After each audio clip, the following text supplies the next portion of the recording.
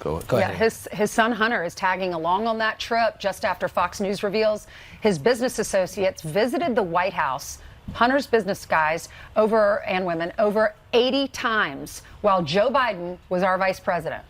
Well, Peter Doocy wakes up today. He's in Belfast, Northern Ireland, with the very latest from Ulster. Hey there, Peter. Good morning, and we had a briefing with the National Security Council here in Belfast overnight, and they reinforced that the big theme is really about retracing the Biden family roots. So he's got family with him, his sister Valerie and his son Hunter, and that's as a new look at old business records reveals that Hunter's business partners visited the White House or the Naval Observatory 80 times, and that comes as a former Obama-era stenographer is telling the New York Post about a past foreign trip. Quote, Joe Biden committed crimes in Ukraine in a conspiracy with the current National Security Advisor, Jake Sullivan. I'm a witness to that happening. The United States is not for sale. This is not the kind of thing that we can allow to go on. This very much appears to be pay to play in the White House when he was vice president. If it's good enough to investigate a former president, then certainly we should be investigating a current president over potential corruption. President Biden's defense has been consistent for years on this topic. He says there has been a wall up between official business he is carrying out and family business his son is carrying out. Mr. Vice President, how many times have you ever spoken to your son about his overseas business dealings? I've never spoken to my son about his overseas business dealings. I have never discussed with my son or my brother or anyone else anything having to do with their businesses, period. Do you stand by your statement that you did not discuss any of your son's overseas business dealings? Yes, I stand by that statement. And so today he's going to come here to Belfast to mark the 25th anniversary of the Good Friday Accord.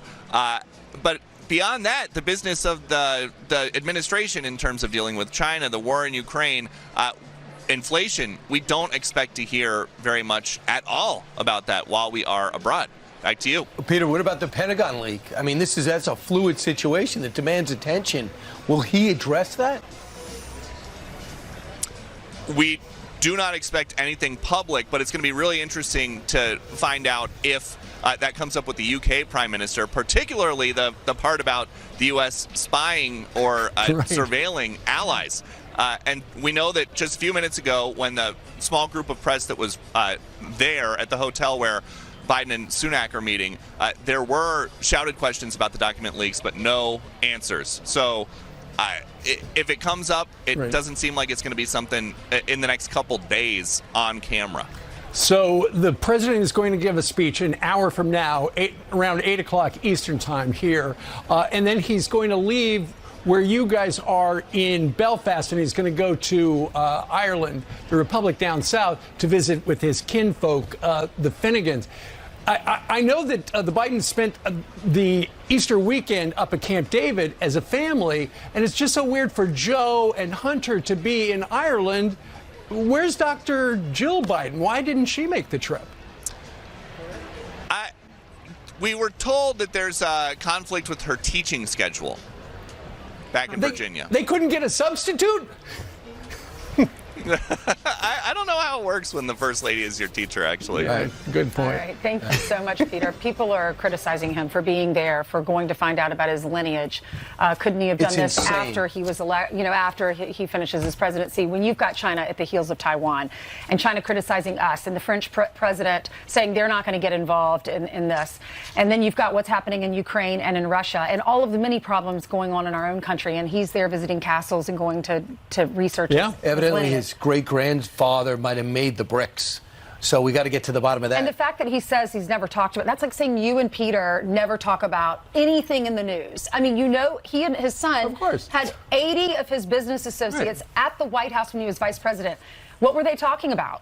They weren't talking about work? Ultimately, this is the way the White House is managing the press. As you look at the number of times. Brian loves this. Yeah, absolutely. And nobody's asked Joe Biden about Hunter more than Peter has, and so it's just laughable. Do you Obviously, think Peter, when he asked him that question, it was I'm thrown off guard. I've got to just say no. That was his first instinct. You know what? That first image that we showed a moment ago, that was at the Iowa State Fair in 2019, and Joe said exactly the same thing he had said years earlier, talking about that. So that was something, that was the answer that they had developed, so that, oh, well, Joe Biden says they never talked about it.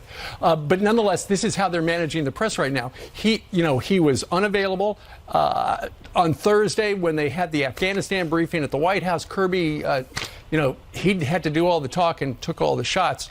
And now he is traveling without his wife because she couldn't get a substitute. I bet you. And this is just how they're doing it right now. And to your point, they're not answering the questions about the leak and about Russia and about Taiwan and all that other stuff. Instead, we're going to see Joe Biden walking amongst the Pete for the next 3 days. All right, yeah, let's talk about that too. By the way, the Brazilian leader that the president loves is going to China today. They're going to start trading in their currency over ours. Meanwhile, that's what happens when you back a communist. He goes and visits other communists. Who would have thought?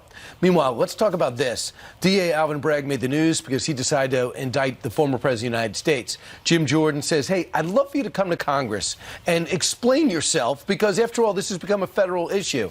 In response, Alvin Bragg, very defensive. He comes out and is suing Jim Jordan. And here's a passage from this. Members of Congress are not free to invade New York's sovereign authority for their or Mr. Trump's political aims. Congress has no authority to conduct oversight into District Attorney Bragg's exercise of his duties under New York law in a single case involving a single defendant. However, you made it a national case by making this a national story, by saying you violated a federal law. And for him not to ask questions about why you get involved in an election in 2024 with a declared candidate who was once president and not think the interest from that president's party, I think, is folly. Here's the lawsuit right here. It's, I don't know how many pages. It's a lot. Yeah, pretty about 50 pages. It's a lot of typing, a lot of toner. Donald Trump tweets are in here. Uh-oh, those are the first. I hope they're 19 numbered. Pages, Brian. Right. Yeah.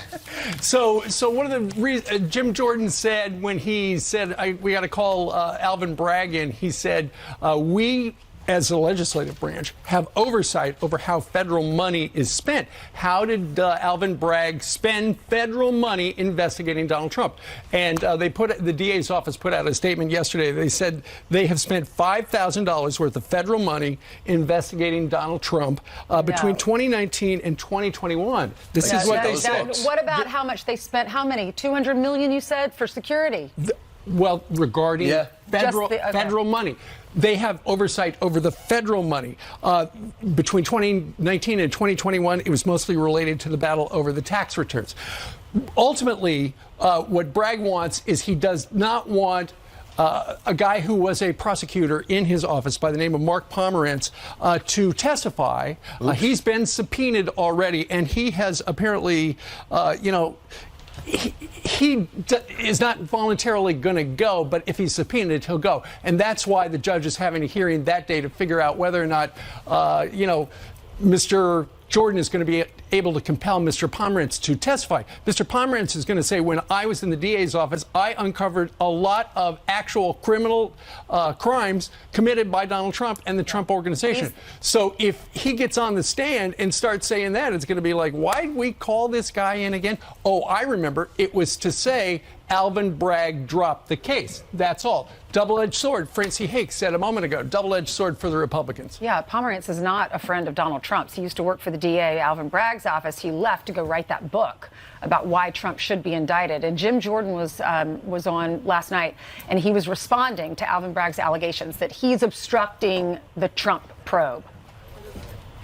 They're obstructing our investigation, Brett. We have a constitutional duty to get to the facts, particularly when you have a district attorney interfering with the most important election we have, which is the election of the commander-in-chief, the president of the United States. And understand what happened here. Alvin Bragg used federal funds to indict a former president for no crime. And then when we ask questions about it, when we want to investigate, he takes us to court. And he takes us to court because we want to talk to someone who left the DA's office a year ago, who went out and wrote a book on this very subject, did all kinds of interviews, was pushing to go after President Trump before he got there, while he got there, when he left. He wrote a book about it, and we're not allowed to talk to him to do our duty. They're obstructing our constitutional duty to do oversight. You guys should all be alarmed that a government has been, for lack of a better term, to steal the term, weaponized to go after one man. Whether you're an anti-Trumper or pro-Trumper, he walks on water or he should never have been president, regardless. The blizzard of lawsuits and obstructions in this state in particular, as the president comes back to have his books examined, to take the fifth in front of a district attorney, an attorney general that is obsessed with him. They loved him when he was a businessman and a host of The Apprentice. They hate him now. Now, for Jim Jordan at least to push back and fight back and make them accountable for these lawsuits they're putting at him, on the same day or the day after we find out that Joe Biden's administration did know about the raid on Mar-a-Lago. They weren't, and they were feigning shock at the fact that they raided his place and found these boxes with classified documents in it. So you can't continue to attack one person or one woman down the line like this. Now, whether the person walks out is perfect or imperfect, regardless, this attack is out of control. Well, and this guy is leading the Republican race, for president in 2024, and that's driving Democrats nuts. Well, Donald Trump was also indicted on 34 felonies last week. Ultimately, what the judge... Did you read that? But did you read that? Does anybody think, even on another channel, that that's a valid indictment that's going to amount to anything? Well, it's up to a jury to decide. Yeah, we'll see. Ultimately, though, the judge is going to decide, does Jim Jordan have a valid legislative issue, or is he just out to help Donald Trump, which is what the DA said? Alvin Bragg is so over his skis and out of his jurisdiction. I think we're all going to see that. This guy's career is ruined if there's any justice. Well, let's see what the judge does. All right, country music star Granger Smith has announced, he put this announcement out yesterday, reluctantly a little, because he said he was nervous about making this announcement. He's going to leave country music to go and pursue ministry. Listen to this. I have felt a strong desire to pursue ministry. And this doesn't mean I'm going to start a church or a crusade or a revival. This means that me and my family are going to serve our local church. We're going to pour into that church as members and have my pastors and elders pour into me and disciple me and teach me as I sit under their wise teaching. And then, Lord willing, one day they can affirm me into the next steps of what that might look like to glorify God best from my platform.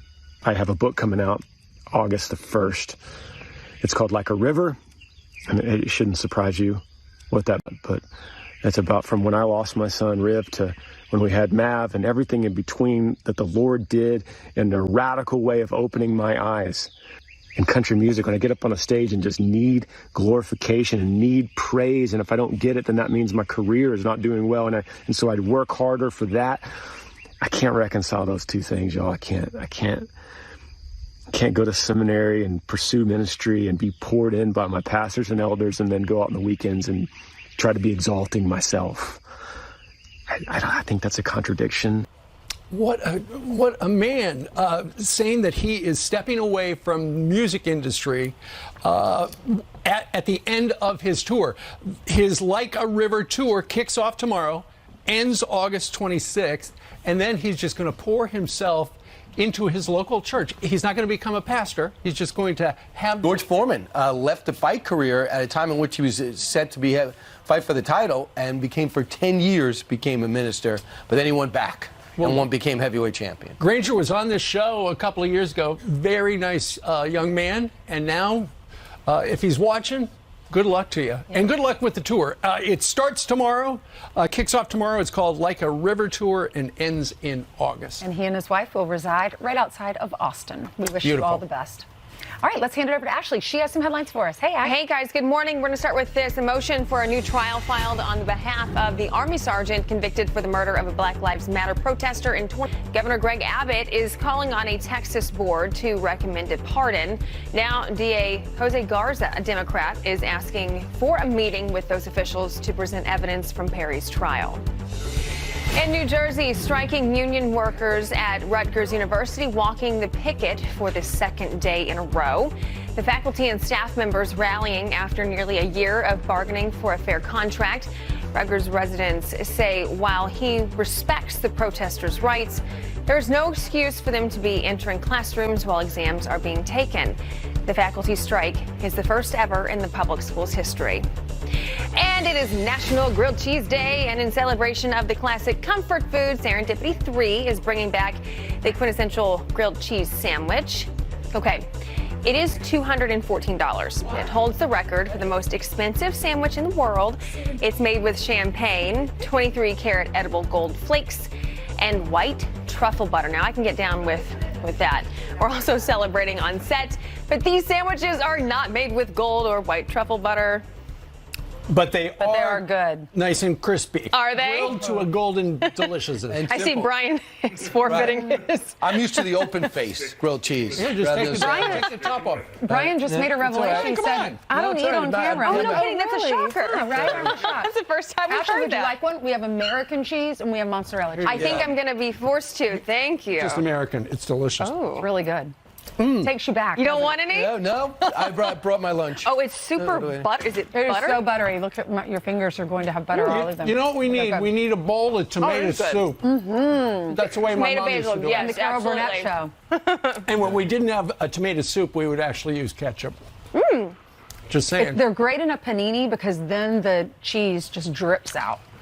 All right. A lot of cheese. Brian doesn't eat on camera and he doesn't eat until noon. That's right. So if you notice the banks are closed today, it's because it's National Grilled Cheese Day. Yesterday was Pet Day and today it's grilled cheese. Right. Delicious. 2 wonderful days. Free breakfast day. Did those dogs get adopted? You know, I'm not sure. I posted it on Chris, will you find out? Instagram. Okay. I hope so. I'm sure they did. All right, still ahead. The Pentagon says those classified document leaks present a very serious risk to national security. We're going to tell you all that you need to know. On a separate note, Mark Wahlberg spreading the good vibrations, surprising customers at his old supermarket gig. The Stop and Shop. Pentagon saying it's not sure if there is more to come after dozens of classified documents were leaked online and now circulated around the globe. Some say it's worse than the Edward Snowden incident. I think it could be.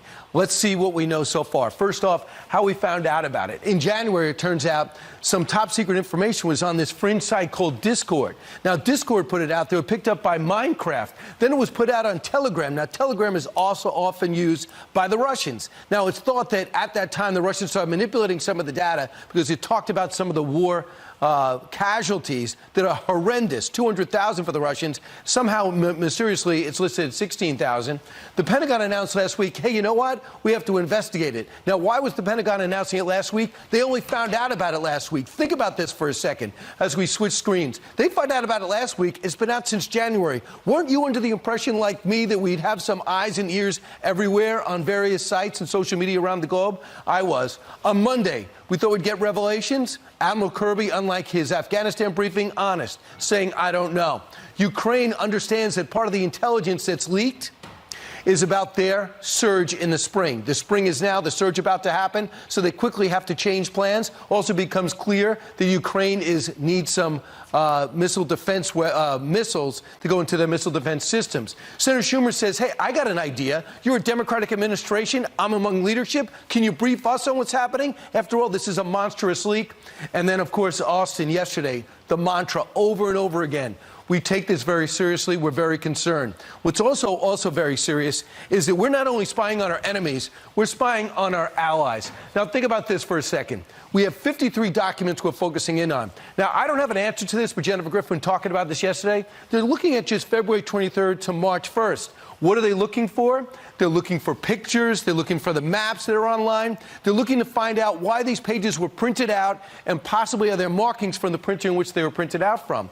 They include some documents from the CIA and Department of Intelligence. Think about that for a second. Not only Pentagon information, not only intelligence information, but CIA information is now out and about. They say between 5,000 and 10,000 people in Washington had access to this.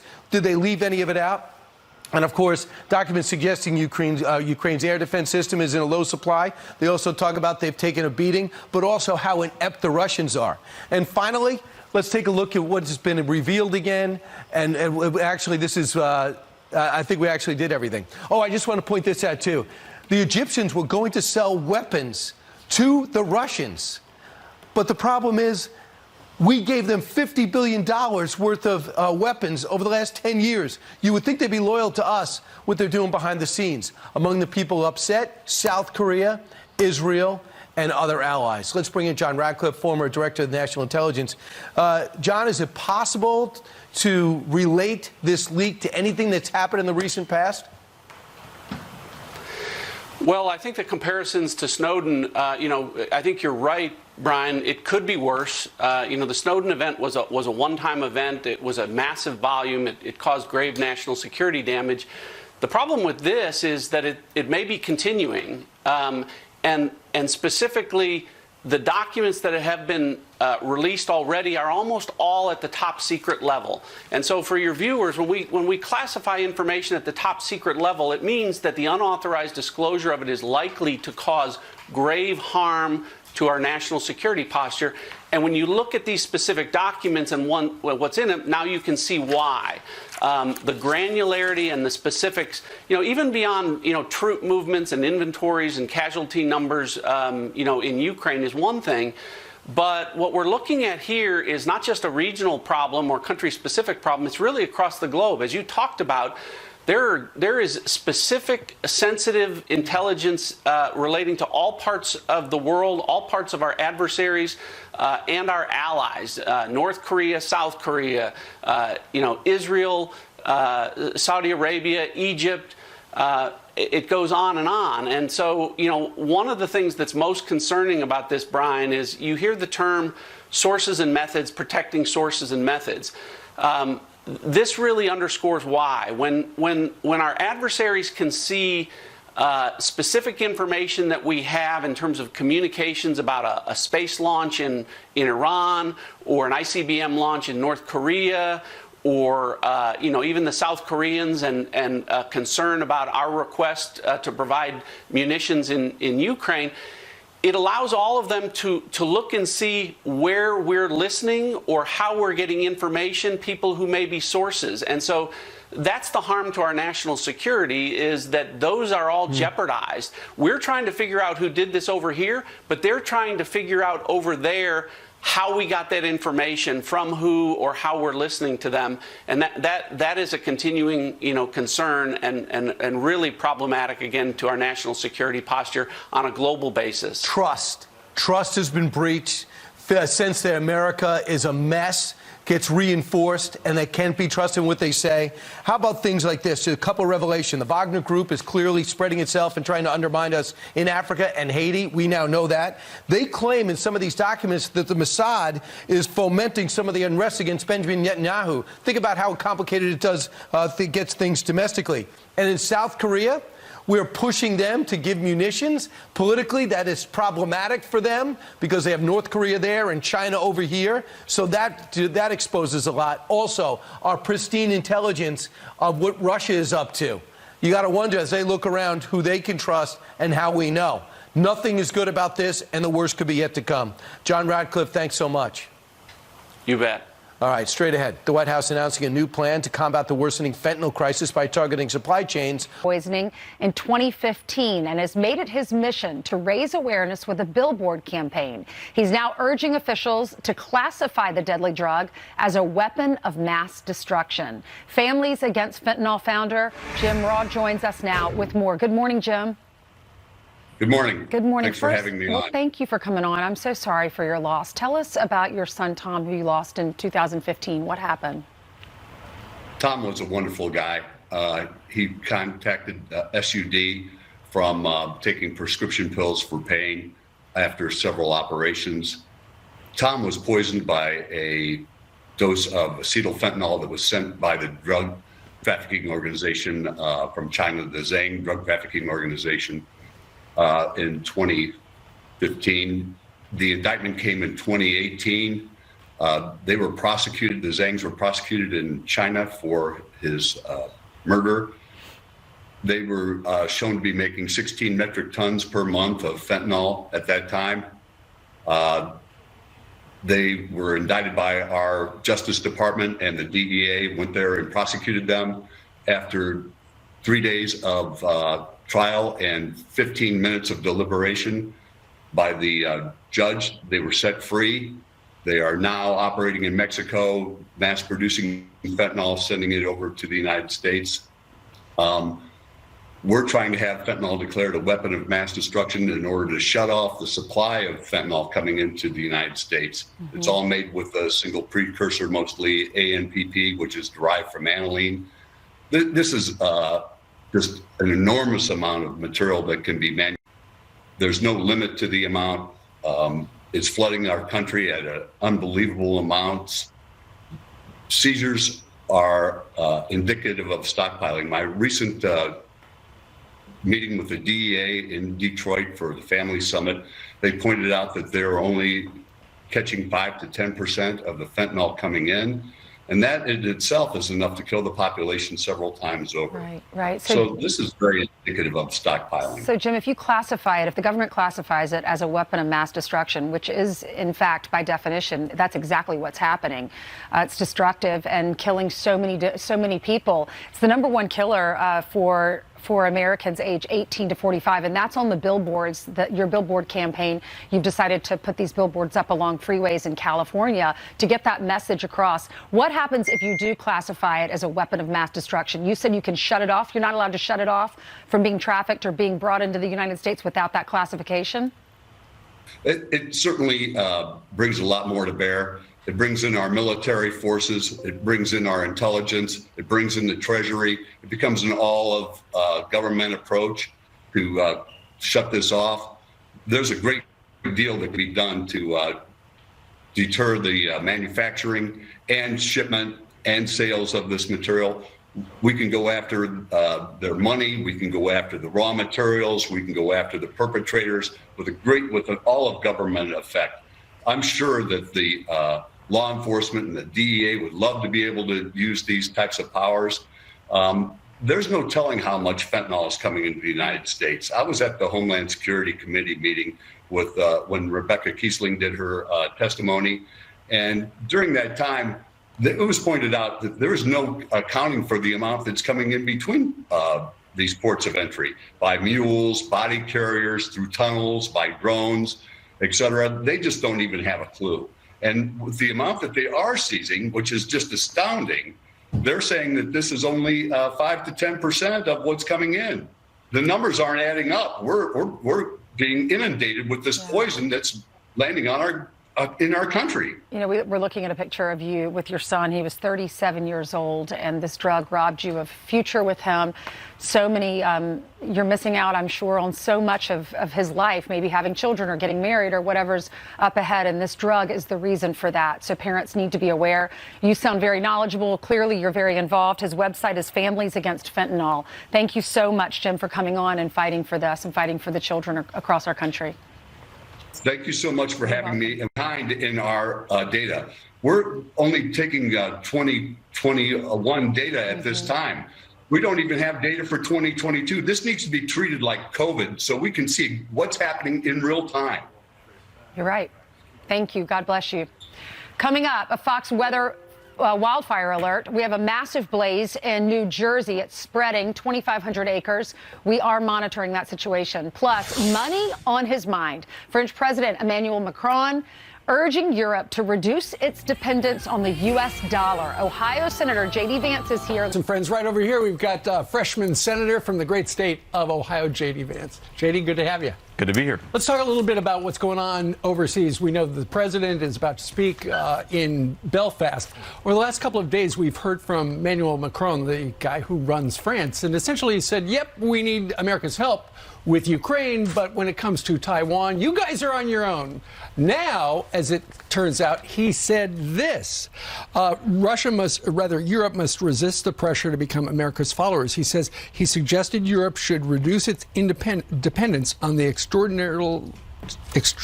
extraterritoriality of the U.S. dollar. That is a word I have never seen before just now, and he could have made it up. Yeah, well, first of all, Steve, Macron is being ridiculous here because the Americans, of course, we've done a ton in Ukraine. The British have done a fair amount. The Central Europeans have done a lot in Ukraine. The French actually have not done nearly as much as they should, neither have the Germans. So when he talks about what they've done and what they need to do in places like Taiwan, maybe have a little self-awareness about the fact that you guys are not carrying your fair share in your own backyard. No kidding. It's crazy. Now, on this reserve currency thing, so I think this is really complicated, right? I think that having the dollar as the reserve currency brings benefits to us, but when you have people like the Europeans saying we need to get off the dollar, my question is, well, what are you going to go to next? The Chinese don't want the reserve currency. Right. I think you can make a good argument that while it does have benefits, King Dollar actually has downsides for American manufacturers, and I think the Europeans, they don't want the euro to be the reserve currency because they don't want those downsides either. Really? So we could benefit if it's not the reserve currency? I think we could. I think our manufacturers could benefit quite a bit. what If you think way? about, well, what the reserve currency does, the good thing is that it means things are a lot cheaper here in the country. If you travel overseas, you can buy more with the American dollar. The bad thing is it's really bad for our exporters. One of the issues we have in Ukraine, by the way, is that we can't manufacture weapons to keep up with the pace of a conflict in Ukraine and Taiwan. If we weren't the reserve currency, if our manufacturing industry was stronger, we might be able to make enough weapons to be a little bit more of a positive force in the world. And I think that's one of the things that being the reserve currency, we export dollars, we don't export nearly as much as we used to 50 years ago. I thought it was a part of it because you only have 4 firms competing for these jobs. In 3 big years, part of it. Taiwan has had paid for our weapons, and we have not delivered it. And for the most part, we haven't made it. Exactly right. Yeah, so this is such an important point, Brian. To win a long-term battle, you need to make bullets. You need to make missiles. You need to make artillery shells. We do not make enough of this stuff here in the United States of America. We need it for us.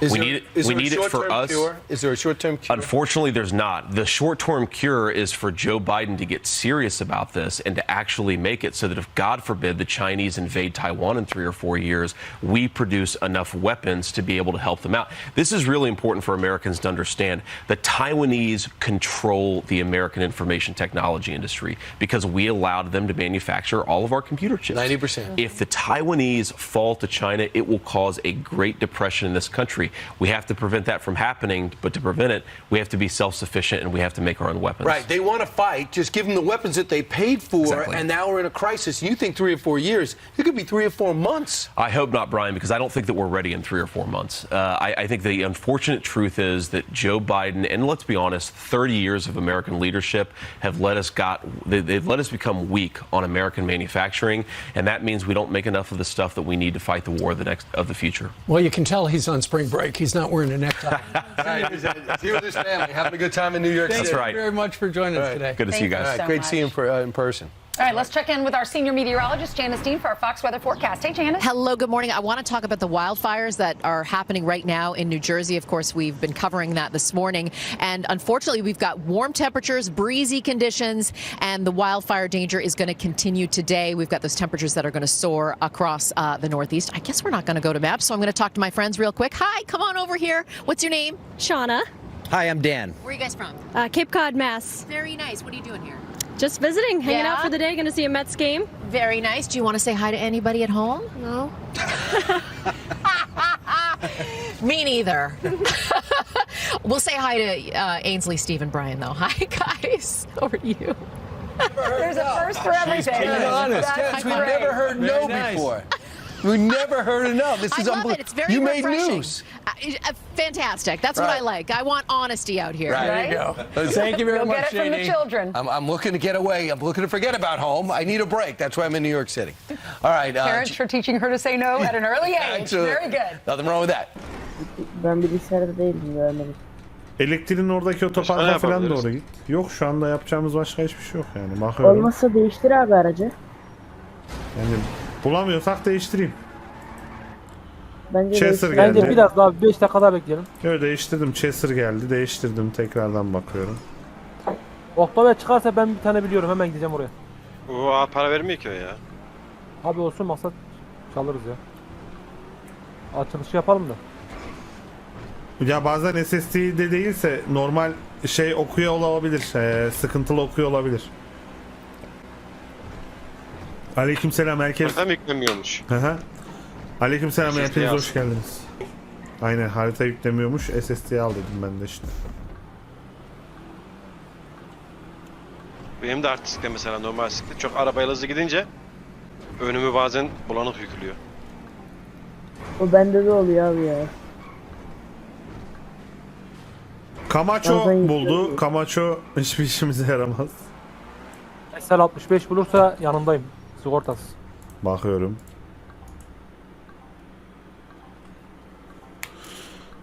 Eğer bulmaz... Jugular buldu bakalım mı? O da Bakalım çok da. sıkıntı ya. O da çok sıkıntı ki. Her yerde cugular var. İşte her yerde olan bir araba değil de normal farklı bir olan araba bakalım ya. Ben şunun fotoğrafını çekeyim lazımdır. Evet çoğu sigortalı abi zaten Jugular'da. İşte boşa zaman kaybı gibi. Issi buldu. Issi. Allah belanı versin. Issi.